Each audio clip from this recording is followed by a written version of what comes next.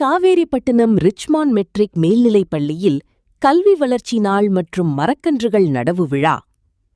கிருஷ்ணகிரி மாவட்டம் காவேரிப்பட்டினம் கருக்கன்சாவடியில் அமைந்துள்ள Richmond matric மேல்நிலைப் பள்ளியில் கல்வி வளர்ச்சி நாள் மற்றும் மரக்கன்றுகள் நடவு நாள் கொண்டாடப்பட்டது. அதில் பள்ளி தாளாளர் பிரபு வரவேற்புரை ஆற்றினார்.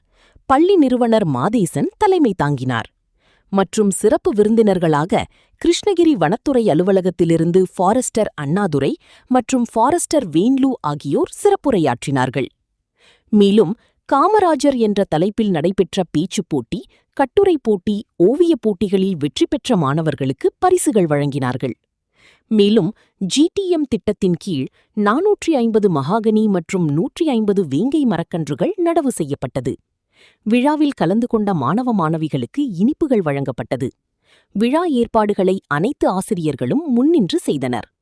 விழாவின் முடிவில் பள்ளி தலைமை ஆசிரியர் ரவீந்தர் அவர்கள் நன்றியுரையாற்றினார்.